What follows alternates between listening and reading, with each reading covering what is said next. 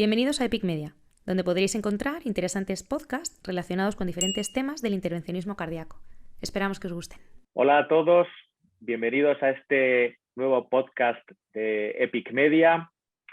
Yo soy Felipe Hernández, cardiólogo intervencionista, y es para mí un placer presentar hoy a mi colega Valeriano Ruiz Quevedo, hemodinamista del Hospital Universitario de Navarra. El tema sobre el que vamos a charlar unos minutos es los dispositivos de protección embólica cerebral que se están utilizando en diversas intervenciones en los últimos tiempos. Buenos días, Valery, ¿cómo estás? Buenos días, Felipe. Bueno, pues bien, es un placer por poder compartir contigo este momento y tratar de este tema que ahora tiene tiene más trascendencia. Muy bien. Para empezar, te quería preguntar, actualmente, ¿qué dispositivos de protección embólica cerebral tenemos disponibles en el mercado? Bueno, me gustaría un poquito hacer una pequeña aclaración, un tema importante, que es que estamos tratando del tema del ictus, ¿no?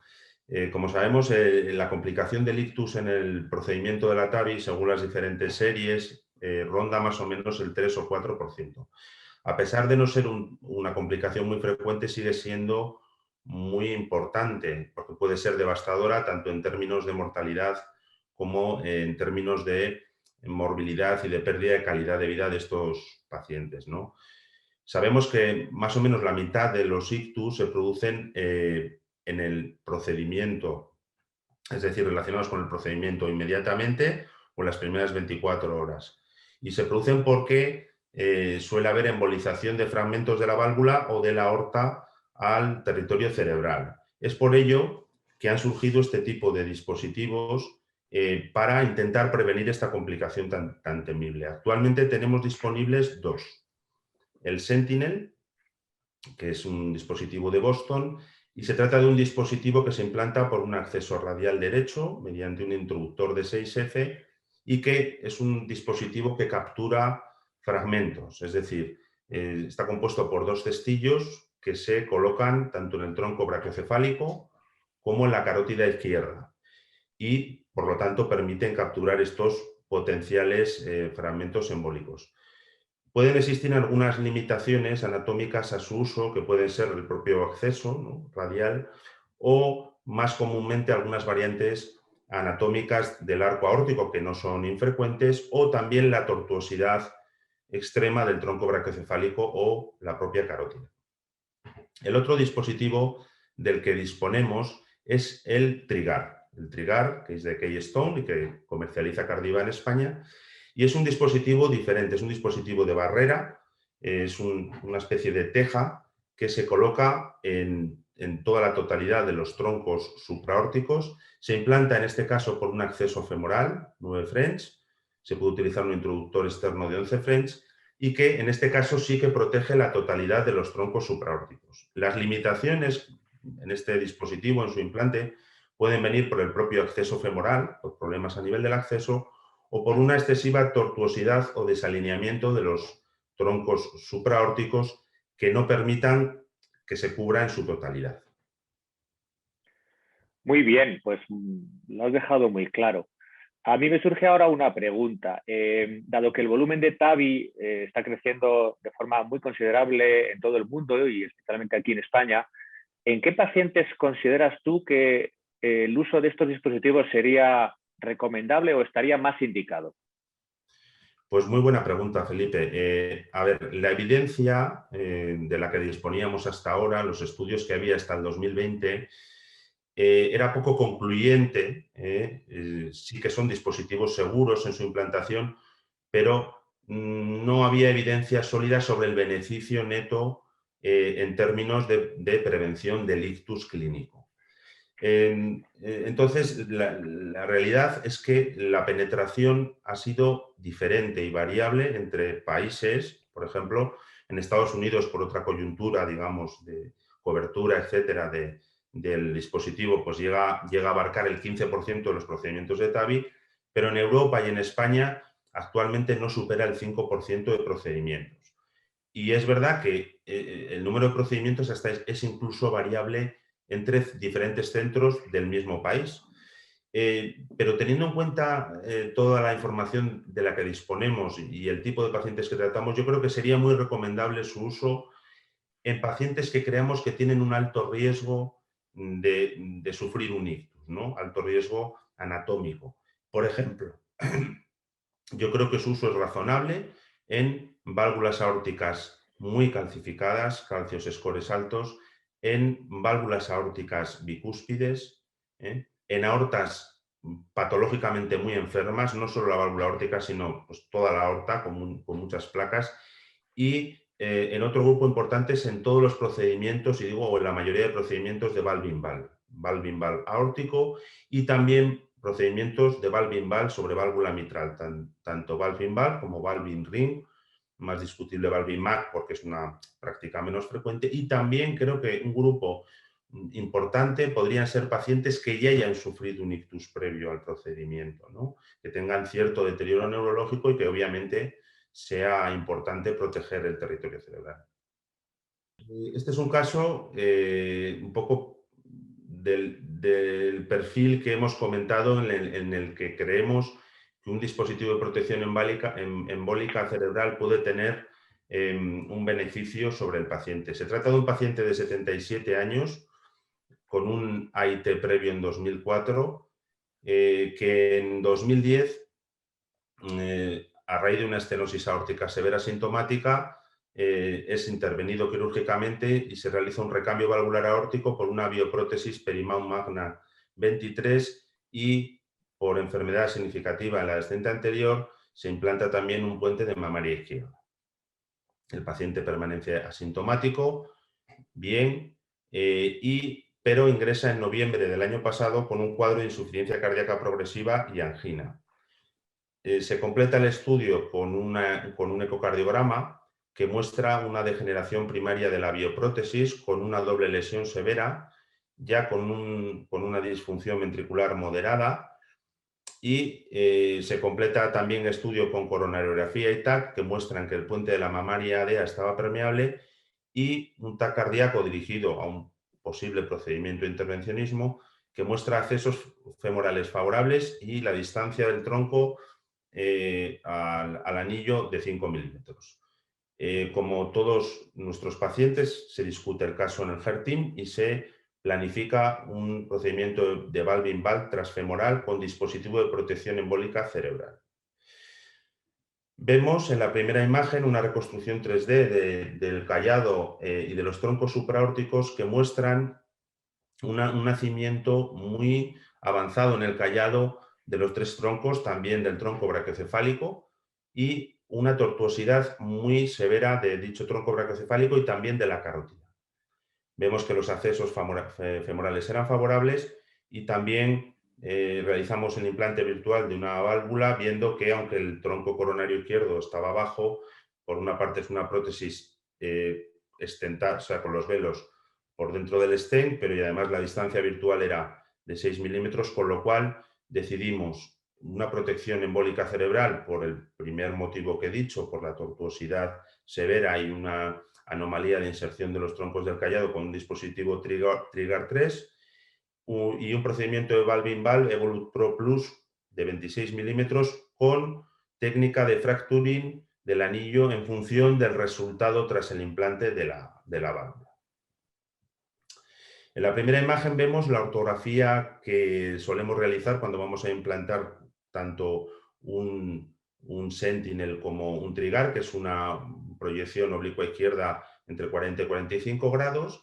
Y en el siguiente vídeo vemos cómo después de implantar el dispositivo, después de colocar a través de una guía STIF en la aorta el dispositivo Trigar, liberamos el dispositivo de manera controlada y reglada con las referencias anatómicas para que se despliegue completamente toda la tejilla de protección. Vemos que es un procedimiento absolutamente controlado y previsible. Después de esto, el Trigar tiene una característica, que es que tiene un puerto lateral que permite introducir un pigtail para guiar todo el procedimiento. No se requiere un acceso más para guiar el procedimiento para el contraste y las referencias anatómicas, sino que a través del trigar pues introducimos el pigtail y sabemos que va a pasar por debajo de la tejilla. Utilizamos dos proyecciones ortogonales para ver que el dispositivo trigar está bien colocado en el callado, protegiendo todos los troncos. Vemos una proyección oblicua izquierda y una proyección ortogonal oblicua derecha a 30 grados que nos permite en todo momento controlar el dispositivo cuando pasa material por debajo. Ya vemos el implante de la Evolut Pro Plus de 26 en la primera imagen con liberación a 2/3 y con una angiografía. Es una anatomía, un callado bastante elongado, incluso poco horizontalizado, pero vemos que no hay nada de insuficiencia, y en el segundo de los vídeos vemos cómo la prótesis se libera controladamente, la posición es correcta. Evitamos en todo momento pues, los típicos movimientos que hacemos con las TAVIs, ¿no? Que se pueda saltar la válvula quitando tensión y devolviendo un poco la tensión al catéter. Vemos que la posición de la TAVI es correcta, la profundidad también.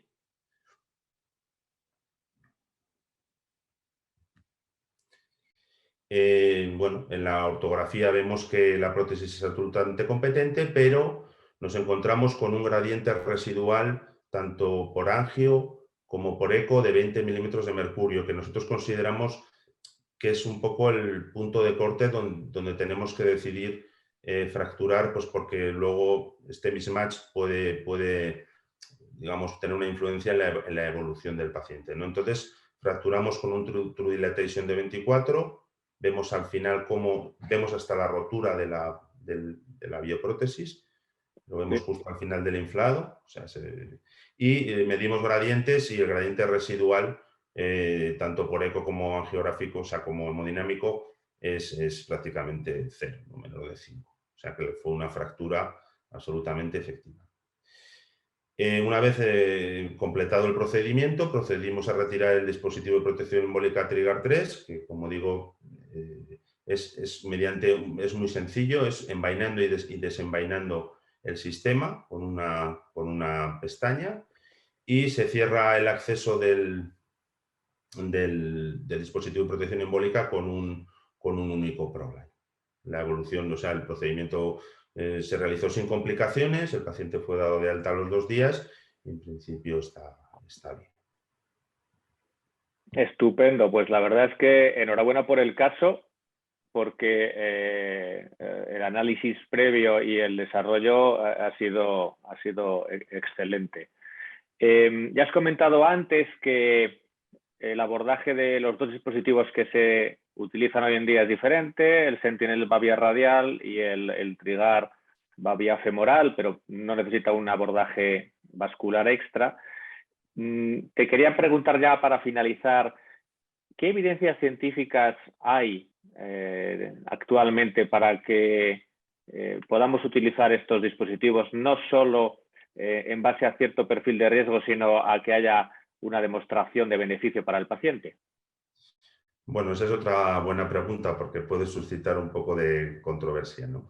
A ver, digamos que teníamos una evidencia basada en estudios pequeños desde el año 2015 al 2020 de ambos dispositivos, sobre todo más que del Trigar, del Sentinel, ¿no? Pero es verdad que estos estudios incluyeron, pues hablamos del Embol, del Reflect, etcétera, incluyeron pocos pacientes, ¿no? Y ha mostrado que son dispositivos seguros, fundamentalmente el Sentinel, ¿no? Pero sin un beneficio claro. Ninguno de los estudios mostró un beneficio claro en la reducción significativa de la tasa de ictus, ¿no? Con manifestación clínica. Hablamos del ictus clínico. Sí que esos estudios, algunos de ellos, se apoyaron en imagen cerebral, y sí que extrajeron conclusiones de que en algunos de los estudios había menos lesiones o menos volumen de lesión embólica, ¿no? Pero sin una relevancia clínica. Ahora, recientemente se ha publicado, como sabes, el estudio Protectavia, ¿no? Es de este mes, en el New England, Y este es un estudio que, a diferencia de los anteriores, tiene un volumen, o sea, es un estudio grande, tiene 3.000 pacientes que se aleatorizan a TAVI protegido con dispositivo de protección, Sentinel en todos los casos, y TAVI con estrategia convencional. El objetivo primario del estudio fue la reducción del ictus clínico al alta o a las 72 horas. El resultado del estudio muestra pues, como dos conclusiones, ¿no? No hubo diferencias significativas en el ictus clínico en los dos grupos, ¿no? 2,3 versus 2,8, no había diferencias significativas entre las dos estrategias, pero sin embargo, como endpoint secundario, que no es tan secundario, sí que mostró una reducción significativa en el ictus invalidante, ¿no? En el ictus grave. Y esto supone una relación relativa del 60%. En números no, pero es una reducción muy importante. Además, sí que confirma que es seguro para el paciente implantar el dispositivo Sentinel, porque no hubo prácticamente complicaciones en toda la serie, ¿no? Un único sangrado, etc.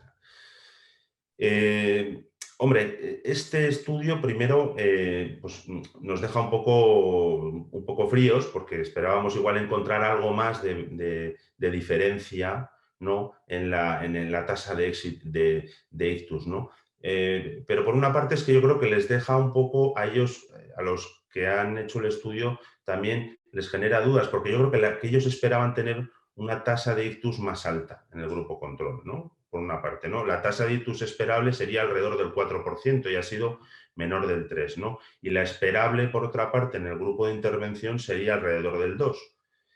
Y esto yo creo que todos coincidimos que es muy difícil encontrar diferencias en este tipo de estudios, pero probablemente una explicación puede ser que es un estudio all-comers, es decir, probablemente no se han incluido todos los pacientes de alto riesgo que se podrían beneficiar más de esta terapia y de hecho los subgrupos de bicúspide y de valve-in-valve son muy bajos.